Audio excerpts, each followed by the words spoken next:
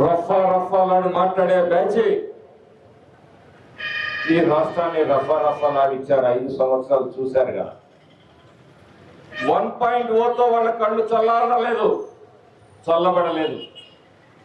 ఈ రాష్ట్రాన్ని ఇంకా విధ్వంసం చేయాలి అని ఈ సైకోగాళ్ల ఆలోచనలు ఈ రాష్ట్రంలో ప్రజానీకం అందరూ కూడా అర్థం చేసుకోవాలి.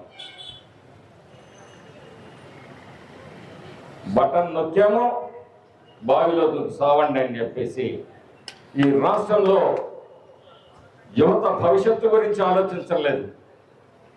ఈ రాష్ట్రంలో యువతని గంజాయి మత్తులో ముంచేశారు. నేను సూటిగా అడుగుతా ఉన్నాను, గతంలో ఎప్పుడైనా మన బిడ్డలు గంజాయి తాగడం చూశారా? ఈ మాచర్ల గడ్డ మీద అడుగుతా ఉన్నాను. డబ్బు కోసం ఎంత నీచానికైనా దిగజారి వైసీపీ నాయకత్వం ఆలోచన విధానం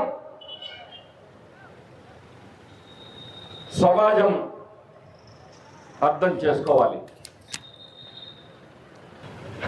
గొడవలు సృష్టించడం, మర్డర్లు చేయించడం,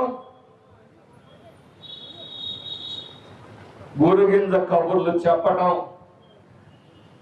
ఇది కాదు శాసనసభ్యుడు చేయాల్సినవి, ప్రజానాయకులు చేయాల్సినవి.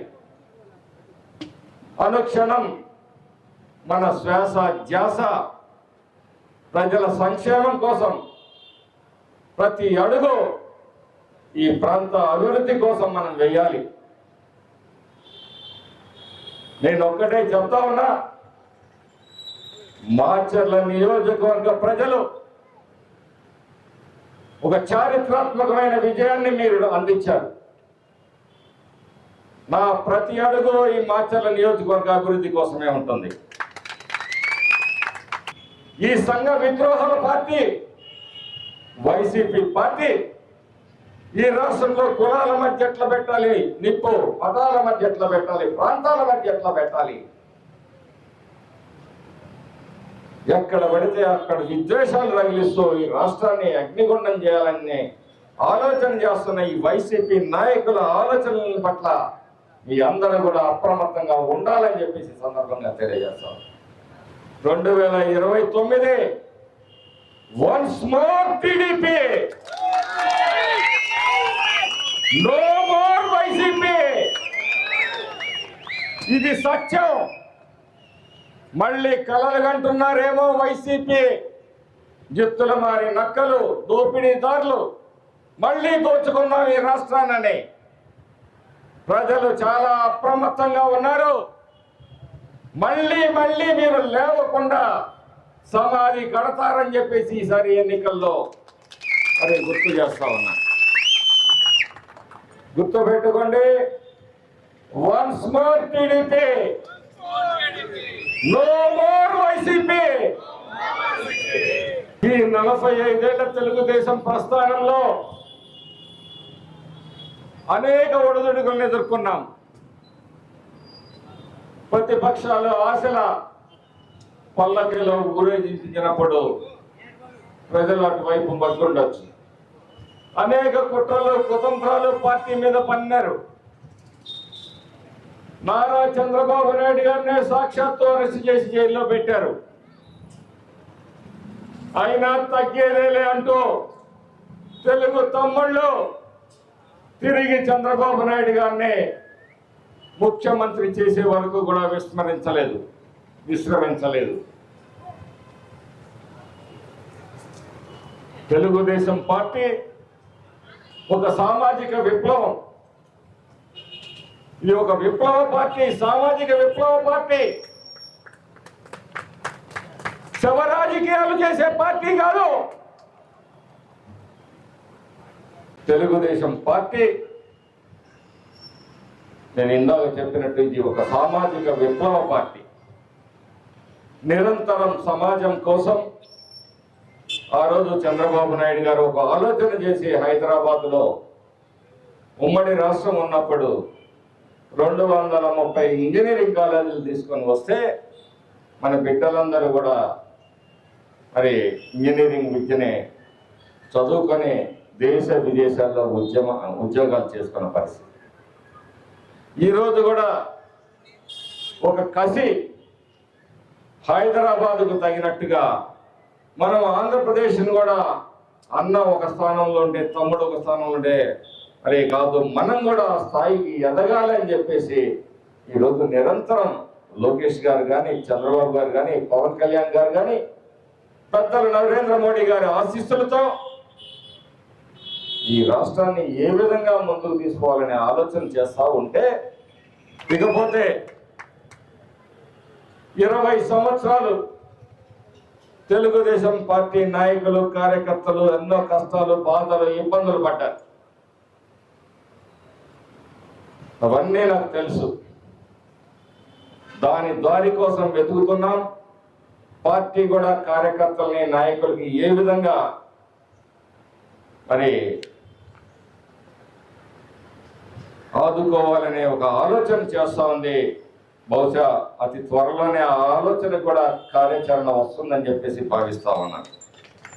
ఈ 5 సంవత్సరాలలో ప్రతి పల్లెలో రోడ్లను నిర్మిస్తాం, ప్రతి ఇంటికి తాగునీరు అందిస్తాం. వరిగపూడిసెల ప్రాజెక్ట్ అయితే మరి ప్రతి ఎకరాకి కూడా నీళ్లు అందుతాయని చెప్పేసి ఈ సందర్భంగా ఇంతకన్నా నేను అదృష్టంగా ఫీల్ అవుతున్నాను. ఒక శాసనసభ్యుడి స్థానంలో మరి ప్రజలకు ఇంత సేవ చేసే అవకాశం, భాగ్యం, అదృష్టం నాకు కల్పించిన మా నాయకుడు చంద్రబాబు నాయుడు గారికి జీవితాంతం రుణపడి ఉంటానని చెప్పి సందర్భంగా తెలియజేస్తాను.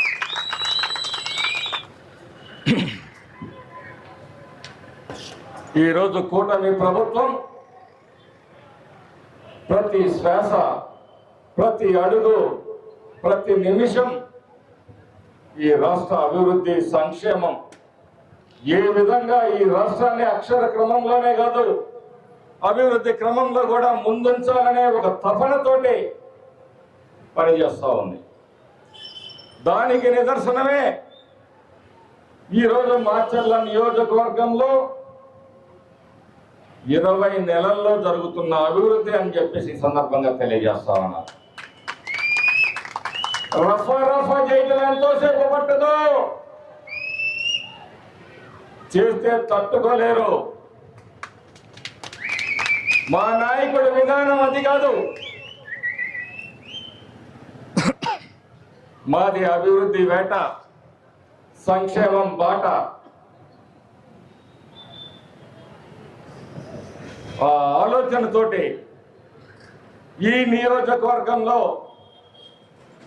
ప్రతి గడపకు ఏం చేయాలని చెప్పేసి ఆలోచనతో మేము పనిచేస్తా ఉన్నాం. ప్రతి గడపకు మంచినీళ్ళు అందియాలని ఒక ఆలోచన చేస్తా ఉన్నాం.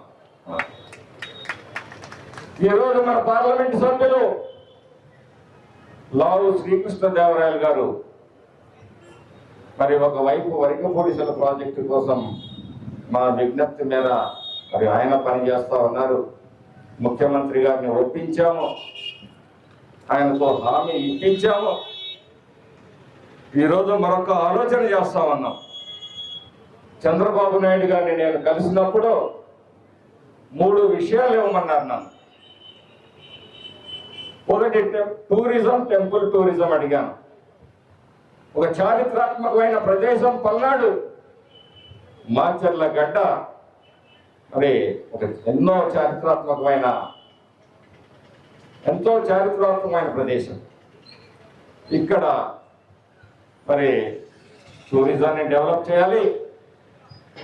నీళ్లున్నాయి, భూమి ఉంది, పరిశ్రమలు కావాలి సార్.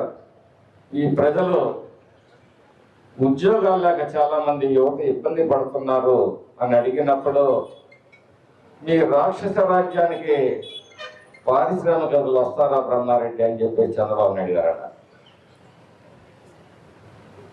అంటే రాక్షస రాజ్యాన్ని అంతం చేసాము, మళ్ళీ ఆ రాక్షసులు పుట్టకుండా చేస్తాము అని చెప్పేసి హామీ ఇచ్చారు.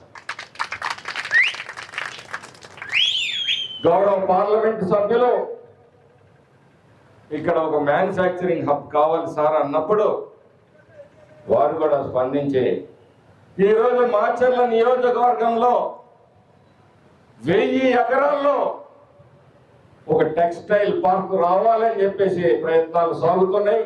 ఆ ప్రయత్నాలు అతి త్వరలోనే సఫలీకృతం అవుతాయని కూడా ఈ సందర్భంగా మాచర్ల ప్రజలకు తెలియజేస్తాం.